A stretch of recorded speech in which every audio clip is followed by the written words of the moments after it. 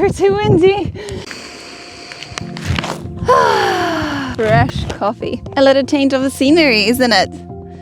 I don't know exactly where we are. Since we will be talking about the freshness today, we'll take it to the fresh air and a lot of wind. This episode is a continuation of our little series about what information you can find on a bag of specialty coffee and how understanding it might be useful. You'll find the links to the episode about the processing coffee, roasting it, countries of origin in the description below this video. Somewhere over there. Proszę wietrze, przestań! Now, let's bring some freshness to the discussion.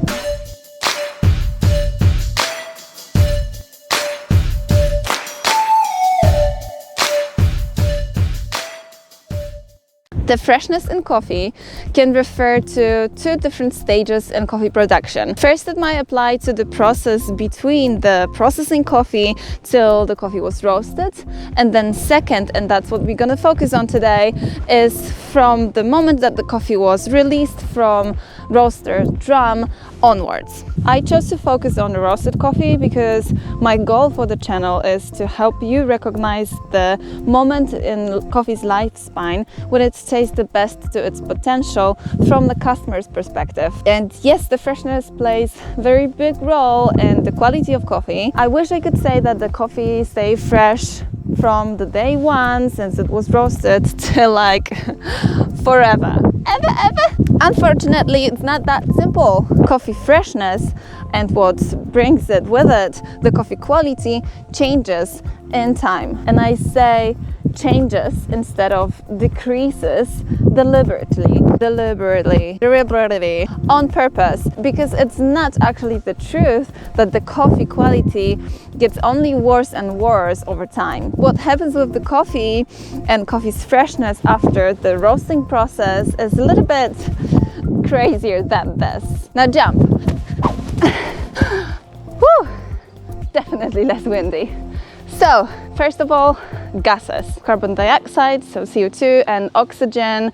Carbon dioxide, well, bad, and oxygen, also pretty bad. So that's it. Thank you so much for your attention.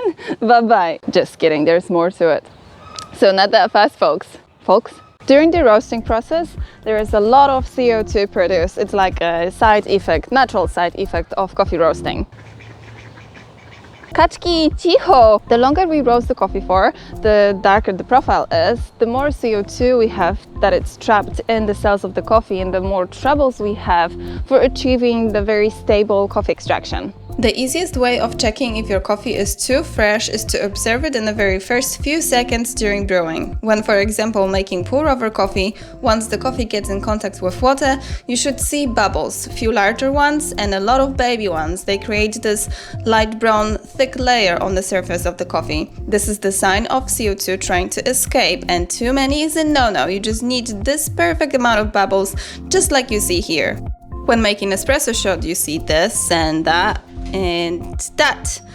This is a little bit too many bubbles. The earlier from the day when the coffee was roasted, the more CO2 that wants to run away we have in our coffee, and so the more problems we're gonna have trying to achieve repeatable results in extraction the coffee.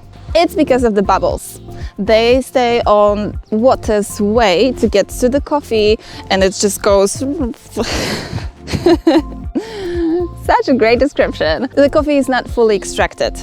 To prevent this many bubbles showing on your coffee surface during the coffee extraction, you can let the coffee breathe. You can degas the coffee, and later on it just gives you really nice and smooth extraction. And so how do you degas coffee? You just really do literally nothing. You just keep your coffee in the cupboard or wherever you keep it for a certain amount of days, and when you come back to it, it's ready for you to use it. So now question, how long do you need to degas your coffee? The darker the coffee is, the longer it needs to breathe out. So I'd say for really dark roast you would need around 14 15 days for pretty light roast.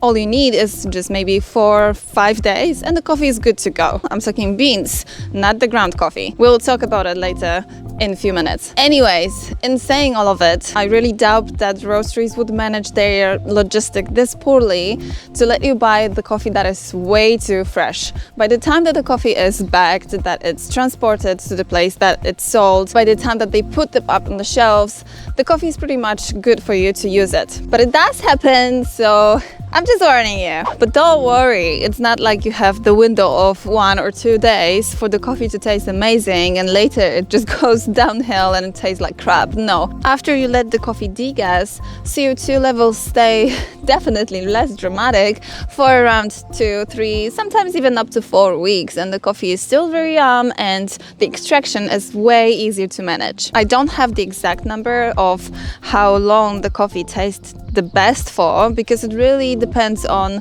many different factors like the roasting profile, or where do you keep your coffee, or also how long ago you've opened the bag of the coffee beans that you have. But again, bubbles can be very helpful here. If you notice that your coffee gives you very little to none bubbles when it is in contact with hot water in the very first moment of the coffee extraction, then probably for me it would be good time for making a body scrub out of the coffee instead of drinking it. Now that on top of everything that happens with CO2 and coffee, we have the surrounding presence of the oxygen. You see, you can't see it from here. This little thing here. It's a valve that helps the CO2 that it's trapped in our beans and kept in the bag to go away, so it breathes out, but it also doesn't let any oxygen from the outside of the bag to get into the bag. We don't want any oxygen to touch the coffee for as long as it's possible. But it just smells so good. Coffee's contact with the oxygen leads to very quick degradation of essential oils and aromas in coffee. The more chances oxygen has to touch the coffee, to go around the bean, to get into the coffee, the quicker it's stale. And stale coffee tastes like cupboard. And you don't really want your coffee to taste like cupboard, right? So you keep your coffee in optimum conditions. I'm very bad at jumping. You can go behind the scenes now. What are the optimum conditions, Michalina? I'd say it's stable temperature and humidity. Now, anyone who keeps their coffee in the fridge, listen. Yeah, you. Unless you really know what you're doing and you keep your coffee in the freezer in a vacuum sealed bag, take that coffee out of the fridge.